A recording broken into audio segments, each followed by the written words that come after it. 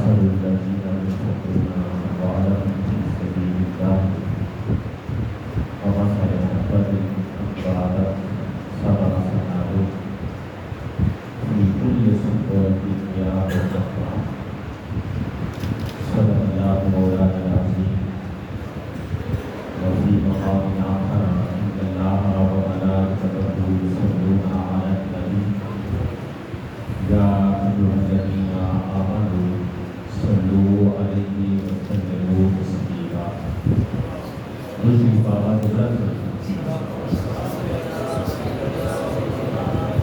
اللهم صل على سيدنا ومولانا محمد وعلى آل سيدنا وأصحاب سيدنا وأتباع سيدنا وخدام سيدنا ومولانا محمد وبارك وسلم عليه. الصلاة والسلام عليك يا سيدي يا رسول الله وعلى آلك وأصحابك يا سيدي يا حبيب الله.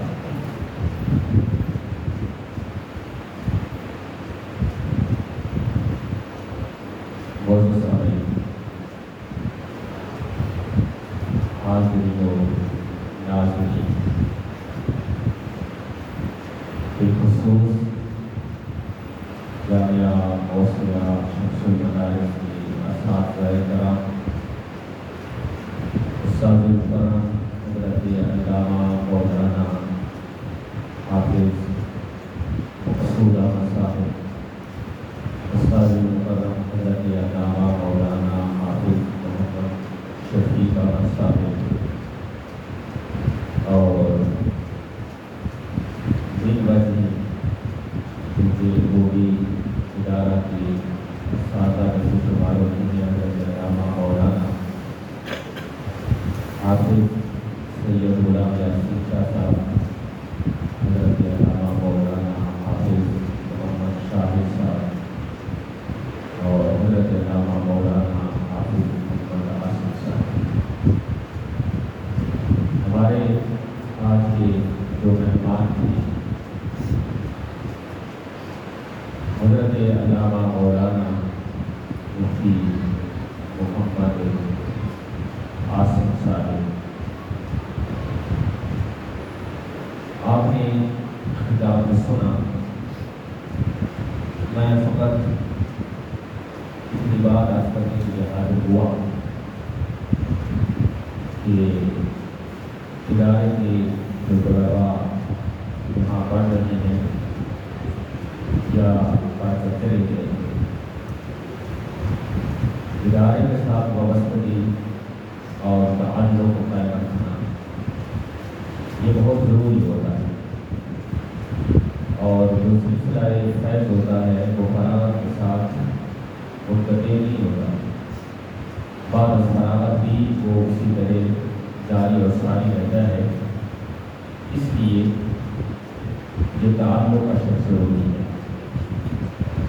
ہم کئی سال گزر چکے ہیں کہ جڈا والا سے فراغت حاصل کر چکے ہیں، لیکن آج تک ہمارا تعلق، نسبت اور ربط اسی طرح قائم ہے جس طرح ہم فارسی کا اساتذہ یا کلمہ نام ہم پڑھا کرتے تھے اور اس وقت تعلق تھا.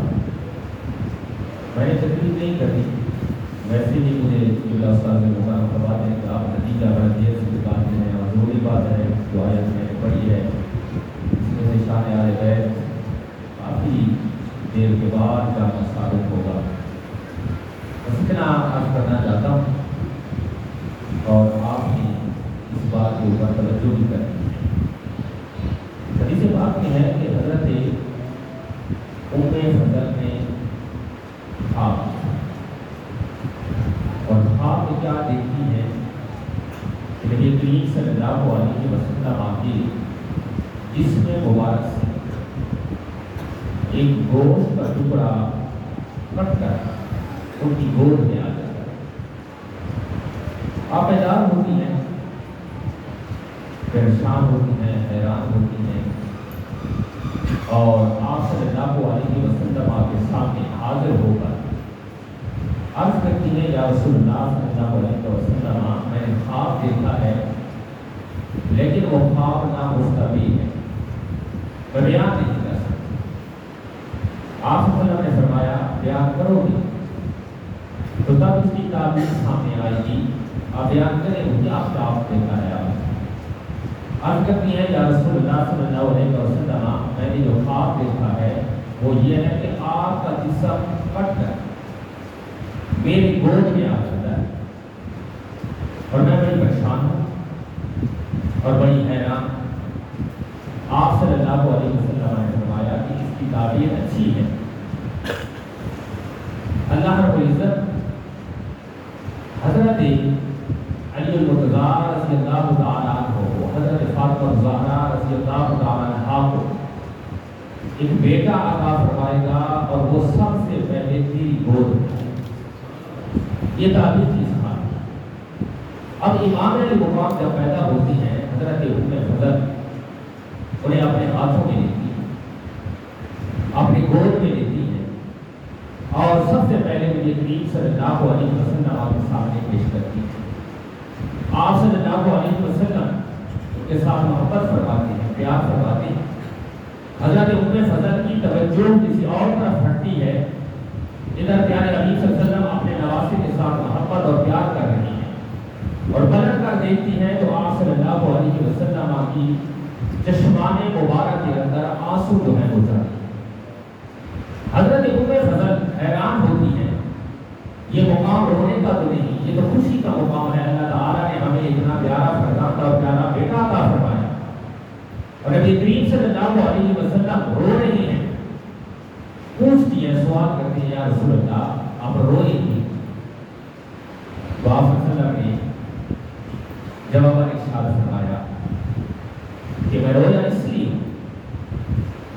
کہ جیسے ہی میں نے امام علی مقام کو اپنے ہاتھوں میں لیا اور محبت سے چوما، اپنی زبان پھسائی تو فوراً میرے پاس جبرائیل امین آئے اور آ کر سوال کی کہ اے پیارے حبیب صلی اللہ علیہ وسلم، آپ اس بچے کے ساتھ محبت کرتے ہو، تمہیں یہ محبوب ہے؟ تو میں نے جواباً یہ فرمایا کہ اولادنا اقوالنا، یہ قول ہے کہ اولاد جو ہوتی ہے وہ جگر کا ٹکڑا ہوا کرتی ہے اور کون اپنی اولاد کے ساتھ محبت نہیں کرتا، مجھے بڑی محبت اس کے ساتھ۔ تو فوراً مجھے جبرائیل امین نے خبر دی کہ آپ کی قربت کے افراد تیرے اس نواسے کو شہید کر دیں۔ اور جیسے ہی میں نے شہادت کی خبر سنی تو میری آنکھوں میں آنسو آ گئے۔ اور سوال یہ ہے، امام علی مقام نے شہید ہونا تھا جوانی کے عالم، بلکہ جوانی سے گزر کر، کیونکہ تاریخی کتابیں اٹھائیں تو آپ صلی اللہ علیہ وسلم کی جو شہادت ہے، بوقت شہادت آپ کی ریش مبارک سفید تھی، آپ قلف لگاتے تھے۔ تو شہادت ہونی ہے اس عالم میں، اور شہادت کی خبر نبی کریم صلی اللہ علیہ وسلم کو دی جا رہی ہے حضرت امام حسین کی ولادت کے چند منٹ بعد۔ علماء کہتے ہیں اس میں حکمت اور راز کیا ہے کہ اب کیوں بتایا جا رہا ہے؟ فرمایا یہ جو امتحان ہے شہادت امام حسین اور کربلا کا جو واقعہ ہے، اس میں جو امتحان ہے یہ حقیقت میں امتحان امام علی مقام حضرت امام حسین رضی اللہ تعالیٰ عنہ کا نہیں، بلکہ یہ جو امتحان ہے اللہ رب العزت نے نبی کریم صلی اللہ علیہ وسلم سے کیا ہے۔ اور غزوات کے اندر جب آپ صلی اللہ علیہ وسلم شریک ہوتے تو آپ کے غلاموں کے نوجوان بچے مرد وہ شہید ہوتے۔ آج آپ صلی اللہ علیہ وسلم کو آزمایا جا رہا تھا کہ باقیوں کے نوجوان تو شہید ہوتے لیکن غزوات کے اندر آج ان کے نواسے کی خبر جو ہے آپ صلی اللہ علیہ وسلم کو سنائی جا رہی تھی کہ انہوں نے بھی شہید ہونا ہے۔ آیا ان کی شہادت کی خبر سن کر پیارے حبیب صلی اللہ علیہ وسلم اس امتحان میں کامیاب ہوتے ہیں یا میری بارگاہ میں یہ دعا کرتے ہیں کہ مولا امام علی مقام پر یہ وقت نہ آئے؟ لیکن میرے پیارے حبیب صلی اللہ علیہ وسلم نے ہرگز یہ دعا نہیں کی کہ مولا یہ وقت نہ آئے، میرے نواسے کے اوپر یہ اتنا گھٹن وقت نہ آئے، اتنی تکلیفیں نہ آئیں، کبھی یہ دعا نہیں کی۔ اگر دعا کی بھی ہے تو اللہم آتِ حسین صبرا، اے اللہ میرے حسین کو اس وقت صبر عطا کرنا جس وقت یہ وقت آئے اور میری امت کے لوگ میرے نوازے کو شہید کرنے لگے، بے صبری کا اظہار نہ ہو، میری اس نوازے کو صبر جو ہے وہ عطا کرنا۔ یہ کسی بات نہیں۔ اب مسئلہ یہ ہے کہ امام علی مقام شہید ہو گئے تو صبر کر کے گئے۔ آپ نے نوجوانوں کی لاشیں اٹھائی، بچوں کی لاشیں اٹھائی، شیر خوار بچوں کی لاشیں اٹھائی۔ کوئی بندہ یہ نہیں دکھا سکتا کہ آپ نے بے صبری کا کوئی مظاہرہ کیا۔ تو امام علی مقام کو صبر کر کے گئے۔ کیا ہمیں یہ سبق دے گئے کہ میرے بعد تم نے بے صبری کا اظہار کرنا ہے اور پیٹنا شروع ہو جانا ہے؟ خود پہ صبر کر کے گئے اور جامع شہادت پیش کر کے گئے، اور ایک شہادت میں کروڑوں اور لاکھوں زندگی اللہ تعالیٰ اس شہید کو دوبارہ عطا فرماتا ہے، جو کہ میں نے اس آیت سے ثابت کرنا تھا کہ ایک دانے سے جس طرح 7 بالیاں نکلتی ہیں اور ایک بالی کے اندر 100 جنکا کے دانہ موجود ہوتا ہے، تو جس طرح وہاں جنکا ہے یہ صورت ہے، یہاں بھی یہی ہے کہ شہادت میں ایک جان جاتی ہے، بظاہر اللہ تعالیٰ اس زندگی کے بدلے میں ہزارہ زندگی اور اس شہید کو جو ہے وہ عطا فرماتا ہے۔ تو جب اتنی زندگیاں مل رہی ہیں، امام علی مقام بے صبری کا جو اظہار کرے، جب انہوں نے بے صبری کا اظہار نہیں کیا تو ہمارے لیے پیٹنا کہاں سے جائز ہو گیا کہ ہم کہتے ہیں کہ شروع ہو جاتے ہیں پیٹنے کی؟ میرے پیارے حبیب صلی اللہ علیہ وسلم نے ارشاد فرمایا من ضرب حدودا وشق الجیوب ودعا بدعوى الجاہلیہ فلیس منا، جو بندہ اپنے چہرے پر تھپڑ مارے، اپنے سینے پر تھپڑ مارے، اپنے سر پر تھپڑ مارے، اپنے گریبان کو چاک کر لے اور بے صبری کا اظہار کرے، فرمایا مجھ محمد کے ساتھ اس بندے کا کوئی تعلق اور رابطہ ہے ہی نہیں، وہ بالکل مجھ سے بیزار ہے، میرا اس کے ساتھ کوئی تعلق نہیں۔ اور مزے کی بات یہ ہے، آپ اس چیز کے اوپر غور کریں کہ یکم محرم سے پیٹنا شروع ہوتا ہے، 10 محرم تک نماز عصر تک پیٹا جاتا ہے، اور نماز عصر کے بعد جب آخری وقت آتا ہے یہ پیٹنا بند ہو جاتا ہے۔ پھر شام غریبہ ہوتی ہے، نئے کپڑے ہوتے ہیں، خوشبوئیں ہوتی ہیں اور رنگرلیاں منائی جاتی۔ امام علی مقام شہید کب ہوا؟ انہوں نے جامع شہادت نوش کر فرمایا ہے، یکم محرم میں نہیں، 10ویں محرم کو امام علی مقام نے شہادت کا جام نوش فرمایا۔ تو یکم سے لے کر 10 تک تو امام علی مقام زندہ ہے، تو جب تک زندہ ہے اس وقت پیٹا جاتا ہے، جب شہادت کا وقت آتا ہے پیٹنا بند ہو جاتا ہے۔ اب آپ عقل سے سوچیں کہ یہ زندہ کو پیٹا جا رہا ہے یا مردہ کے لیے پیٹا جا رہا ہے؟ جب تک زندگی ہے پیٹ رہے ہیں، جیسے شہادت کا وقت آئے گا نماز عصر کے آخری وقت میں امام علی مقام نے جامع شہادت نوش فرمایا راجہ کو ہوگا، تو اس وقت پیٹنا بند ہو جاتا ہے۔ اور امام علی مقام کا جسد اقدس کربلا کے اندر اور جتنے شہید ہوئے ہیں ان کے اجساد مقدسہ مدفون کب ہوئے، ان کو قبر کے اندر کب دفن کیا گیا؟ وہ 10 کا دن گزرا، 11 کا دن گزرا، 12 کے دن نماز عصر کے بعد شہداء کے اجساد کو قبروں کے اندر دفن کیا گیا۔ تو ابھی تک شہداء کے جسم بڑھ رہے ہیں، 10 کو بھی، 11 کو بھی، 12 کو بھی، لیکن پیٹنا تو بند ہو گیا، رونا تو بند ہو گیا۔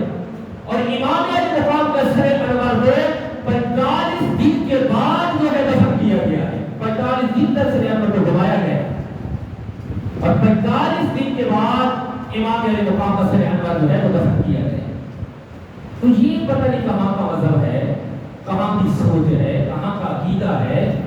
آپ نے کبھی یہ دیکھا ہے کہ انسان کا کوئی بھائی یا بیٹا یا باپ زندہ ہے تو انسان پیٹنے شروع ہو جائے، رونے شروع ہو جائے، اور جیسے اس کی موت آئے، اس کے اوپر موت جاری ہو، پھر انسان نئے کپڑے پہن کر خوشبو لگا کر گلیاں بنانے شروع ہو جائے؟ یہ کیا عقل اس بات کو تسلیم کرتا ہے کہ جب تک زندہ ہے انسان پیٹتا رہے، جب بندہ مر جائے بعد میں انسان چپ ہو جائے، خاموش ہو جائے؟ یہ تو ایسا معاملہ ہے۔ امام علی مقام رضی اللہ تعالی عنہ نے صبر کیا ہے، اور صبر کی ہمیشہ تعلیم دی ہے۔ میرے پیارے حبیب صلی اللہ علیہ وسلم نے بھی آپ کے لیے دعا کی ہے، وصیت کی ہے، اور مولا کائنات ارشاد فرمایا کرتے تھے الصبر مع الایمان کالراس مع الجسد لا خیر فی جسد الا راس معه لا خیر فی ایمان الا صبر معه. فرمایا ایمان اور صبر کا آپس میں ایسے تعلق ہے جیسے سر اور دھڑ کا آپس میں تعلق ہے. اگر انسان کا دھڑ ہو ساتھ سر نہ ہو اس دھڑ کا کوئی فائدہ نہیں ہے. فرمایا ایمان ہو اور صبر نہ ہو اس ایمان کا بھی کوئی فائدہ نہیں. شہادت کے اوپر رونا اور پیٹنا کیا شہادت سے دور کرنا مقصود ہے؟ شہداء جو اپنی جان کا نذرانہ پیش کرنے والے ہیں ان کو ڈرانا مقصود ہے؟ شہادت کے اوپر تو انسان کو رونا چاہیے نہیں. شہادت میں تو یہ مقام ہے کہ میں آپ کے سامنے ویسے احتساب کر رہا تھا کہ کروڑ بلکہ کروڑ سے زیادہ اربوں خربوں زندگی اگر ثابت کیا جائے تو احادیث کی روح سے وہی ثابت ہوتی ہے کہ شریف کو اللہ تعالیٰ اتنی زندگی عطا فرما دیتا ہے جو بھی بے صبری کا اظہار کیا. اس لیے میرے دوستو یہ جو کام ہے شرعاً ناجائز ہے، حرام کی وجہ سے ہے، اور ان غربت والے کاموں کے اندر جانا یا ان کو دیکھنا یہ بھی حرام. ایسی محافل کی جن کے اندر پاک بیویوں کے یعنی مردوں کے جاگ ہونے کی ان کی عزتوں کو رلایا جائے اور بے صبری کا اظہار کیا جائے، صحابہ کرام پر تبرہ کیا جائے، ازواج مطہرات کو برا اور بنا کہا جائے، ایسی محافل میں جانا بیٹھنا یہ شرعاً حرام ہے اور بالکل ناجائز. بچیں آپ ان چیزوں سے. اور یہ بھی تو حدیث پاک میں ہے من تشبہ بقوم فہو منہم. ہاتھوں میں کڑے پہن لے، ہاتھوں میں پاؤں میں، یہ کس سنت سے ثابت ہے؟ میں اہل سنت کے نوجوانوں کو کہہ رہا ہوں، اپنے طلباء کو کہہ رہا ہوں، یہ کس سے ثابت ہے؟ اگر آپ یہ کہیں کہ ہم شیعوں کے ساتھ مشابہت کرتے ہیں تو رسول اللہ فرماتے ہیں تو وہ ہوئے بھی انہی میں سے. من تشبہ بقوم فہو منہم، وہ انہی میں سے ہوتا ہے. اس لیے مرد کے لیے شرعاً جو اہل سنت و جماعت کا موقف ہے چاندی فقط یہ جائے پہننا، اور چاندی بھی 4.25 ماشے اس کے علاوہ نہیں. 4.25 ماشے چاندی پہنو یہ جائز. اس کے علاوہ یہ کڑے پہننا یہ حرام ہے شرعاً. پاؤں میں پہنو یا گلے میں پہنو یا ہاتھوں میں پہنو.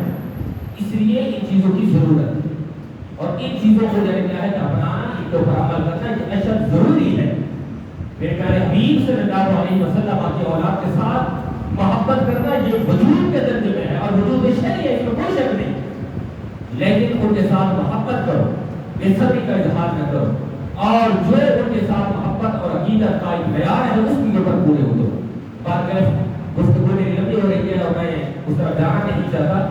یہ صرف 2-3 پیغام آپ کو دیے ہیں، اور ساتھ ساتھ جو درس کے طلباء ہیں جس طرح مفتی صاحب بتا رہے تھے کہ ہمارے اندر نہ تو خارجیت کی کوئی ملاوٹ ہے، خالص سنی، نہ رافضیت کی کوئی ملاوٹ ہے. خالص سنی گھر میں پیدا ہوئے اور سنی والدین کی پرورش میں پیدا ہوئے اور سنی اساتذہ کے پاس ساری زندگی پڑھا اور اسی پر آج دن تک قائم ہے. نہ رافضیت کی ردی ہمارے اندر موجود، نہ خارجیت کی ردی ہمارے اندر موجود. ہم صرف اور صرف اہل السنہ والجماعت اس کے اوپر ایک کر کے چلنے والے ہیں اور اس کا جو شعار ہے اس کو اپنانے والے ہیں. باقی اللہ رب العزت یہ جو محفل صرف طلباء کی طرف سے تھی، اس کو اپنی بارگاہ میں شرف قبولیت عطا فرمائے. اور اس سے خوشی ہوتی ہے جب محبت صحابہ کا اظہار کیا جائے یا محبت اہل بیت کا اظہار کیا جائے تو انسان کو قلبی سکون میسر ہوتا ہے کہ جس مشن پر ہم تھے، ہمارے اساتذہ تھے، ہمارے آنے والے باقی طلباء اور اس ادارے کے ساتھ جو وابستہ لوگ ہیں وہ بھی اس کی مشن کے اوپر قائم و دائم ہیں. اور طلباء بھی ساتھ، کیونکہ میرا بیٹا بھی تمہارے ساتھ تھا اور اس حوالے سے سارا نظام آپ نے ہی کیا ہے. اللہ رب العزت آپ کی یہ کاوش آپ کی بارگاہ میں زور و قبول فرمائے. تعلیم کے ساتھ لگن، پڑھنا اور پھر آپ نے اس ادارے کو اور اپنے اساتذہ کی مشن کو آگے بڑھانا یہ ہمارے لیے اشد ضروری ہے اور اس کے اوپر غور کریں. میں مبارکباد دوں گا کہ بلا حاجی محمد شیخ صاحب کو کہ آپ کی اس مسجد کے اندر جو کہ آپ کے والد نے یہ مسجد کی جگہ چھوڑی، یہ مسجد ہے اور اس مسجد کے اندر ادارہ ہے اور یہ چل رہا ہے الحمدللہ، جب تک اس وقت ہے انشاءاللہ چلتا رہے گا۔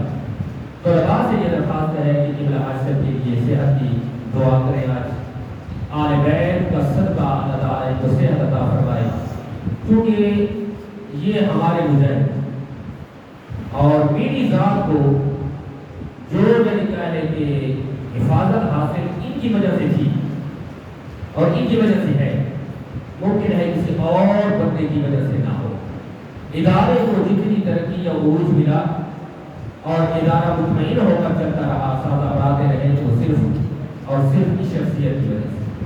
اس لیے دعا کریں کہ اللہ تعالیٰ ان کو صحت دے تاکہ ہمیں کسی پریشانی کا سامنا نہ کرنا پڑے، اور یہ بھی میں دعا کروں گا کہ اللہ تعالیٰ جب تک زندہ رکھے، جو استادوں کا مشن ہے، جو استادوں کا موقف ہے اور اہل سنہ و جماعت کا جو موقف ہے، اللہ تعالیٰ اسی کے اوپر قائم و دائم رکھے۔ جتنے طلباء پڑھ رہے ہو یا پڑھ چکے ہو، سب کو یہی نصیحت اور وصیت ہے، نہ رافضیت کی طرف مائل ہو نہ خارجیت کی طرف مائل ہو، جو اہل سنہ و جماعت کا ایک موقف ہے اسی کے اوپر کاربند رہے، کیونکہ اسی میں نجات ہے اور اسی میں جب آئے ہماری بھلائی ہے اور اسی میں ہماری کامیابی ہے۔ اللہ تعالیٰ کی بارگاہ میں دعا ہے، جو کچھ کیا اللہ تعالیٰ کی قبولیت عطا فرمائے۔ واقعہ